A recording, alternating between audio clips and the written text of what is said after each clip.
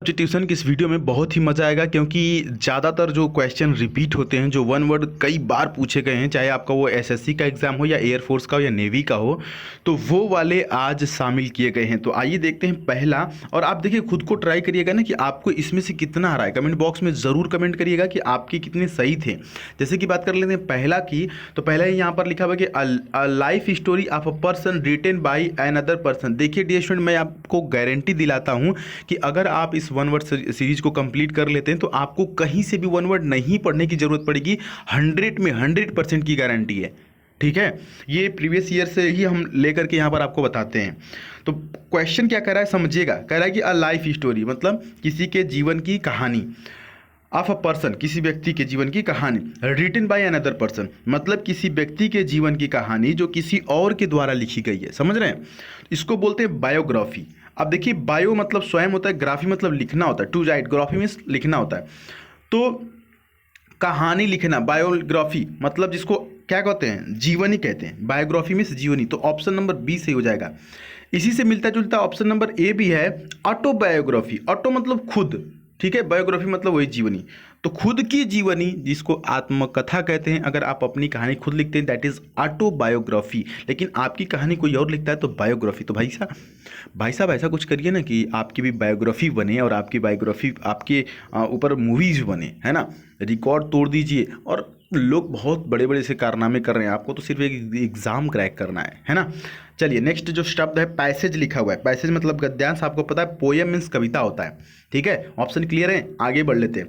देखिए एक एक चीज़ें ना बिल्कुल आसानी से, मैं इतना आसानी से बताऊंगा कि आपको लगेगा कि मैं इंग्लिश नहीं हिंदी ही पढ़ रहा हूँ। लिखा हुआ कि एन असेंबली ऑफ लिसनर्स। आप कैसे इसको समझेंगे सर? देखिए असेंबली का मतलब होता है सभा और लिसनर्स मतलब श्रोतागण जो सुनते हैं, तो सुनने वाले लोगों की सभा। तो इसको क्या बोलते हैं? ऑडियंस। क्या बोलते हैं? आपने सुना होगा ना कि ऑडियंस, ऑडियंस, ठीक है, इसको ऑडियंस बोलते हैं। अच्छा, इसी से मिलता जुलता एक शब्द है ओरेटर। ओरेटर का मतलब होता है वक्ता। ओरेटर वक्ता यानी स्पीकर। क्लियर। अच्छा, ऑप्शन नंबर बी में क्या है? अबिचुअरी। अबिचुअरी का मतलब होता है शोक संदेश। क्या होता है? शोक संदेश। अच्छा, जब आप क्लास में पढ़ते थे, जब भी सर लोग अचानक से आके बोलते थे कि सभी लोग खड़े हो जाएं और 1 मिनट का मौन होगा, तो क्या होता था वहाँ पर स्कूल में शोक संदेश आता था कि फलाने लीडर या फलाने व्यक्ति जो है कि एक्सपायर कर गए, या फलाने रिलेशन के जो एक्सपायर कर गए। तो उस समय क्या होती थी?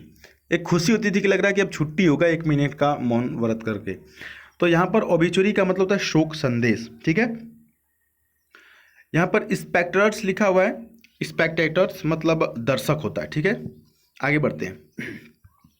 नेक्स्ट वाला जो है आपके सामने यहाँ पर समझिएगा, लिखा हुआ है कि a medicine to concentrate the effect of a poison, यानी कि जहर। समझ रहे हैं ना, जहर जो है कि उसके मेडिसिन, यहाँ पर कह रहा है ना कि जहर के असर को कम करना। ठीक है, जिसको आप बोल सकते हैं एंटीडोट। क्या बोलते हैं? एंटी, जो विषहर होता है ना, एंटीडोट। कोई भी जहर और खा लेते हैं तो उसके इफेक्ट को कम करने के लिए क्या दिया जाता है? एंटीडोट। तो ऑप्शन नंबर ए से हो जाएगा। बाकी के ऑप्शन अगर आप समझेंगे तो एंटीसेप्टिक लिखा हुआ है ऑप्शन बी में। एंटीसेप्टिक का मतलब होता है ऐसी दवा जो सड़न रोकने वाली हो, जो रोगाणु रोधक हो। जर्मीसाइड का मतलब, देखिए साइड शब्द कहीं पे भी आ जाए तो आपको एक चीज़ समझना है कि किसी न किसी को जान से मारने की, हत्या की बात की जा रही है, किलिंग की बात की जा रही है। तो जर्मीसाइड मतलब जो जर्म्स को मारे, यानी कीटाणु नाशक। पेस्टिसाइड, यहाँ पर भी देखिए लास्ट में साइड आया ना, तो ये भी कुछ ना कुछ का हत्या करेगा। पेस्टिसाइड मतलब कीटनाशक होता है। क्लियर।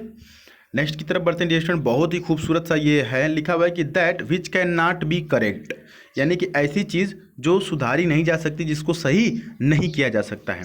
तो इसको बोलते हैं स्टूडेंट इनकॉरिजिबल। याद रखेंगे शब्द जो है कि इनकॉरिजिबल, कई बार एग्जाम में आया हुआ है, इनकॉरिजिबल। क्लियर। बाकी ट्रू का मतलब आपको पता ही है। अच्छा, ऑप्शन नंबर बी में क्या लिखा हुआ है सर? इम्प्रोबेबल। क्या लिखा हुआ है? इम्प्रोबेबल। इम्प्रोबेबल मतलब होता है असंभव। अकॉरिजिबल का मतलब होता है शुद्ध करने योग्य, जो सही किया जा सकता है। ठीक है, चलिए आगे बढ़ते हैं। One who Yeats everything. क्या बोले हैं? वन हु ईट्स एवरीथिंग, ऐसा व्यक्ति जो सब कुछ खाता है। ये तो आपको पता होगा, लेकिन यहाँ पर हम थोड़ा सा अलग तरीके से बताएंगे। एक शब्द होता है जिसको प्रीफिक्स किया जाता है, मतलब आगे जुड़ गया, जिसका नाम है ओमनी। यहाँ पर भी आप देख रहे हैं कि यहाँ पर भी है। ओमनी का मतलब होता है डियर स्टूडेंट आल। कहीं भी आपको ओमनी शब्द दिख जाए तो आपको ये समझना है कि इसका मतलब क्या होता है? आल यानी सभी। तो ओमनी वोरस, वोर मतलब कुछ भी खाना, वोर मतलब कोई चीज़ खाना, तो ओमनीवोरस मतलब जो सब कुछ खाता हो, दैट इज ओमनीवोरस यानी कि सर्वाहारी। तो ऑप्शन डी सही है। अच्छा, ओमनी पोटेंट मतलब, ओमनी मतलब सर्व और पोटेंट शक्तिशाली, यानी कि जो सर्वशक्तिमान हो, that is omni potent. Insolvent का मतलब होता है दिवालिया, जिसको बैंकरप्ट भी बोलते हैं, ठीक है। अच्छा, इरेसिस्टिबल का मतलब होता है अथक या अस्थिर, जो रुक न सके। तो यहाँ पर ऑप्शन डी सही है, ठीक है। अच्छा, एक एयरफोर्स का बहुत ही खूबसूरत सा जो ये वन वर्ड है, देखिएगा इसको। रेमेडी फॉर ऑल डिजीज़, यानी कि एक ऐसा उपाय, रेमेडी मतलब उपाय होता है और सभी रोगों का जो उपाय होता है उसको बोलते हैं रामबाण। क्या बोलते हैं? रामबाण, लेकिन इंग्लिश में उसको बोलते हैं पेनिसिया। क्लियर। अच्छा, बाकी के देखिए, रिकॉइल लिखा हुआ है ना, रिकॉइल का मतलब क्या होता है यहाँ पर? ये सही ऑप्शन नंबर बी। रिकॉइल का मतलब होता है पीछे हटना या उल्टा खाना, और मार्विल का मतलब होता है चमत्कार, और ट्रीटमेंट का मतलब होता है उपचार। अच्छा, ये बताइए, ये कई बार एसएससी में पूछा गया है, सीएचएसएल में, incapable of being seen through, incapable of being seen through यानी कि आर पार देखने में असमर्थ, इनकैपेबल है। तो इसको क्या बोलेंगे डियर स्टूडेंट? देखिए, इनविजिबल का मतलब होता है अदृश्य, ठीक है। ऑब्सोलीट का मतलब होता है अप्रचलित, मतलब जो चीज़ें अब प्रचलन में नहीं है उसको ऑब्सोलीट बोलते हैं। देखिए, ये वन वर्ड में ये भी पूछता है, तो ध्यान देंगे, ऑब्सोलीट जो है ना, ये वन वर्ड में पूछता है। तो ऐसी चीज़ें जो अब प्रचलन में नहीं है, जैसे बैलगाड़ी, ठीक है, रेडियो, लालटेन, है ना। अगर आप छोटे होंगे तो उस समय आप लालटेन से पढ़ते रहे होंगे, लेकिन अब लालटेन वगैरह ये सब अब प्रचलन में नहीं है, that is obsolete. Clear. Option number C में ओपेक लिखा हुआ है और यही ऑप्शन सही हो जाएगा। ओपेक का मतलब होता है अस्पष्ट या अपारदर्शी, ट्रांसपेरेंट का मतलब पारदर्शी होता है, तो ऑप्शन सी सही है। नेक्स्ट यहाँ पर लिखा हुआ है कि one who is not easily pleased by anything. देखिए, हर घर में एक ना एक लोग ऐसे होते हैं जो आसानी से नहीं मानते, चाहे वो घर में आपके घर में कोई बच्चा होगा या आपके घर में कोई बूढ़ा होगा। ये बच्चे और बूढ़े दोनों में से एक ऐसा जरूर होते हैं जो कोई भी चीज़ आसानी से नहीं मानते, मतलब नकचढ़े टाइप के लोग होते हैं, समझ रहे हैं, जिसको फास्टिडियस बोलते हैं। ऑप्शन नंबर क्या हो जाएगा? डी से हो जाएगा, नकचढ़ा। मतलब ये बंदा ना किसी भी चीज़ के लिए जल्दी मानेगा नहीं, छोटी छोटी चीज़ों पे झगड़ा करना, रगड़ा करना, नहीं मानना, समझ रहे हैं। One who is not easily pleased by anything, किसी चीज़ से वो जल्दी नहीं मानता। कुछ बच्चे होते हैं जिद्दी टाइप के होते हैं, उनको कुछ भी दे दो रोते रहते हैं, हमेशा कुछ नहीं मानते हैं, दैट इज फास्टिडियस। तो आज के बाद अगर इस शब्द को याद रखना है तो उनका नाम ही फास्टिडियस रख दीजिए। ये भैया, ये फास्टिडियस दादा हैं, ये फास्टिडियस दादी हैं, ये फास्टिडियस बच्चा है। क्लियर। बाकी के ऑप्शन समझ लीजिएगा। मैडन का मतलब होता है कुंवारी महिला या अविवाहित महिला कह सकते हैं। पेसिमिस्ट का मतलब होता है निराशावादी, ये बहुत इंपॉर्टेंट है। ऑप्टिमिस्ट क्या होता है? आशावादी, लेकिन पेसिमिस्ट क्या होता है? निराशावादी। बहुत इंपॉर्टेंट शब्द है, इसको याद रखेंगे। वुलनरेबल भी बहुत ही इंपॉर्टेंट शब्द है, इसको भी याद रखेंगे। वुलनरेबल का मतलब होता है चपेट में आ जाना, यानी जो आसानी से घायल हो सके, दैट इज वुलनरेबल। तो डियर स्टूडेंट, यहाँ पर हमने आई थिंक 8 आपको वन वर्ड सब्स्टिट्यूशन कराए, और उम्मीद है कि 8 में से आपका एटलीस्ट 5 सही रहा होगा।